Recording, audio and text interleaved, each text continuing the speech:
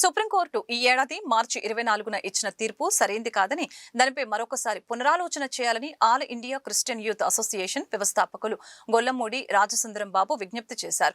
1950 నాటి రాష్ట్రపతి ఉత్తర్వులు ఎస్సీల ప్రాథమిక హక్కులకు భంగం కలిగించేలా ఉన్నాయని ఆందోళన వ్యక్తం చేశారు. ఈ ఉత్తర్వులను తక్షణమే రద్దు చేయాలని అన్నారు. ఈ అంశంపై గతంలో తాను రైల్ రోకో కార్యక్రమాలను కూడా చేపట్టానని గుర్తు చేశారు. ఆ దిశగా ఉద్యమాన్ని ఉధృతం చేయాలని ఆకాంక్షించారు.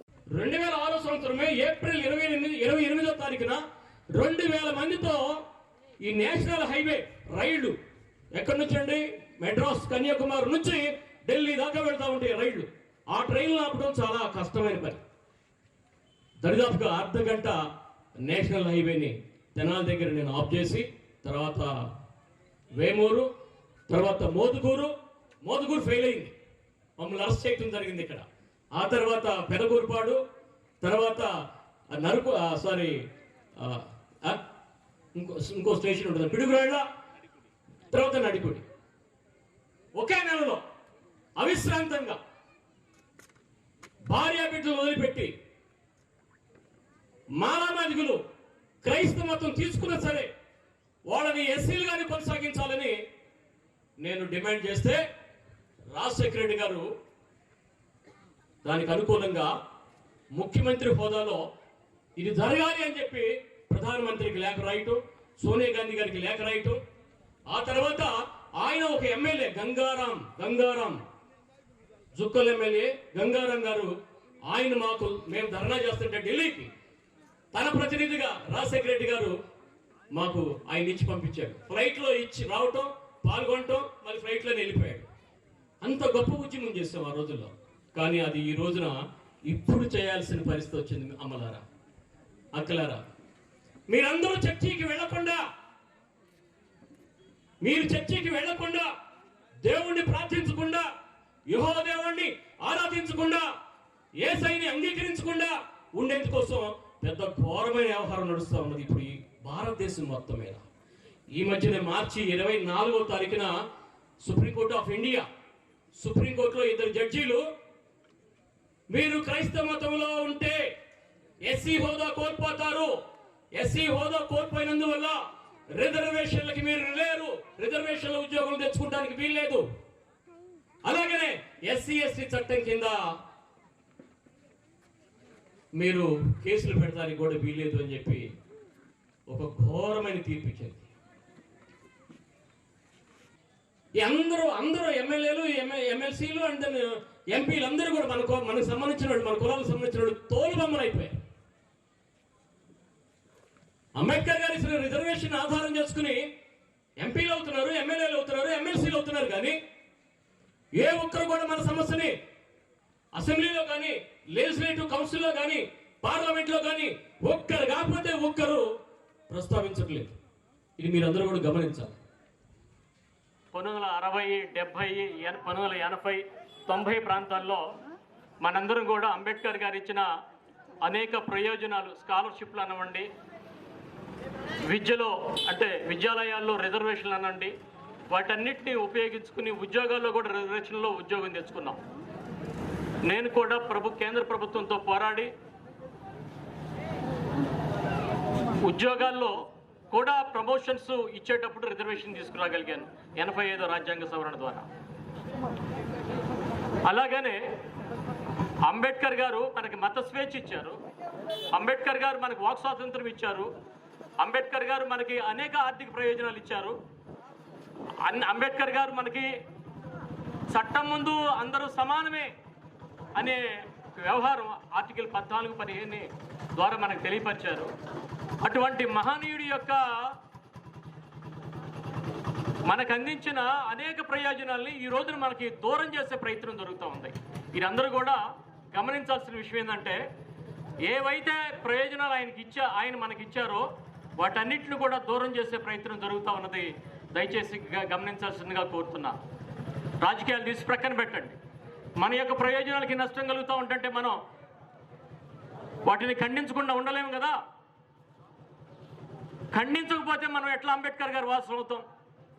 ఆయన కొన్ని ఆలోచనలు చేశారు, ఆ ఆలోచనల్ని మనం వాటిని కొనసాగించాలే కానీ ఆ ఆలోచనలకి బ్రేక్ చేస్తుంటే అడ్డుగడి కొడుతుంటే మనం చూస్తూ ఊరుకోవటం సరైనది కాదు. దానివల్ల ఏమైందంటే మళ్ళీ వెనకటి ముంత గోషా తాటాకు మనకు వస్తుంది.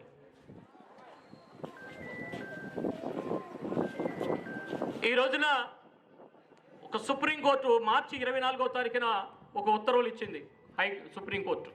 ఏమిటది?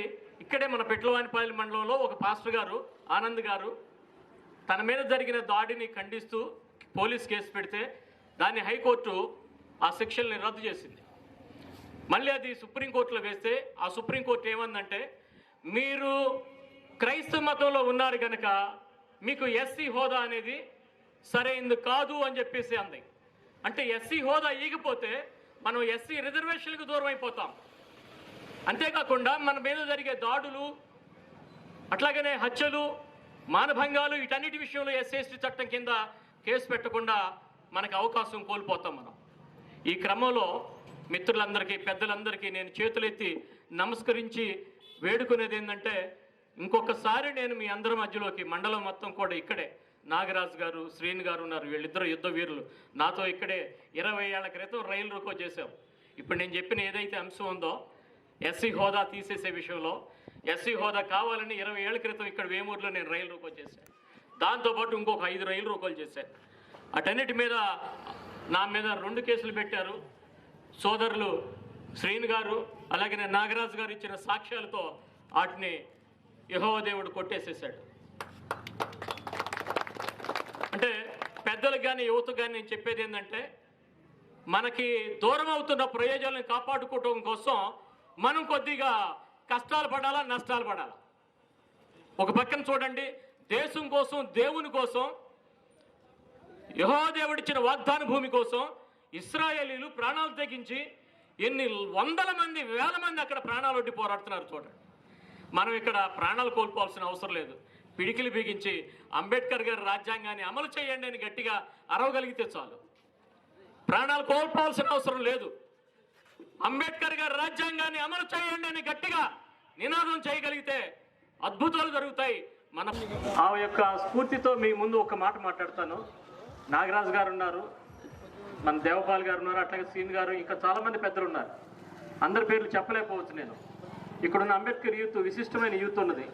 మీ అందరి ముందు ఒక ప్రపోజల్ నాది. మనం వేమూరు మండలం హెడ్ క్వార్టరే కాదు, వేమూరు ఎస్సీ నియోజకవర్గం యొక్క హెడ్ క్వార్టర్ కూడా ఇదే. ఈ క్రమంలో ఇక్కడ అంబేద్కర్ గారి విగ్రహం 25 అడుగుల విగ్రహం పడాలని, అలాగనే మీకు ఈ రోజు వరకు కూడా ఒక ఎస్సీ కమ్యూనిటీ హాల్ 1000 మంది బట్టే ఒక ఎస్సీ కమ్యూనిటీ హాల్ లేకుండా పోయిందని, ఈ క్రమంలో ఈ రెండింటిని గౌరవ శాసనసభ్యులు ఎవరన్నా సరే, సార్ నాకు ఆ పార్టీ పిచ్చలేదు, ఈ గౌరవ సభ్యులు శాసనసభ్యులు మనకి నక్కానంద్ బాబు గారు ఉన్నారు, మా జూనియరే ఏసీ కళాశాలలో మేమందరం కలిసి చదువుకున్న వాళ్ళమే. మీరందరూ కూడా కలిసి ఆయన ముందు ఒక ప్రపోజల్ పెట్టండి. ఈ 2 విషయాల్లో లేఖపూర్వకంగా పెడితే, ఆయన ఒక లేఖ కనుక కలెక్టర్ గారికి రాయగలిగితే చాలు, మీకు ఫండ్స్ తెచ్చే బాధ్యత నేను తీసుకుంటాను. Thank you. ఈ రోజున 135వ అంబేద్కర్ గారి జయంతి ఉత్సవం సందర్భంగా చుండూరు రావడం జరిగింది. మరి చుండూరు అనే ఒక సంఘటన ప్రపంచవ్యాప్తంగా అందరికీ తెలిసిన విషయం. ఎస్సీ ఎస్టీ చట్టం ఈ దేశంలో సరిగా అమలవుతుందా లేదా అంటానికి చుండూరు ఇన్సిడెంటే ఒక పెద్ద ఉదాహరణ. ఆర్థిక ప్రయోజనాలు అయితే ఎంతో కొంత మేరకు ఇచ్చారు, కానీ ఇంతవరకు కూడా 8 మందిని ముక్కలుగా చంపిన సంఘటనలో శిక్షలు లేకుండా చేశారు. చాలా ఘోరమైన విషయం.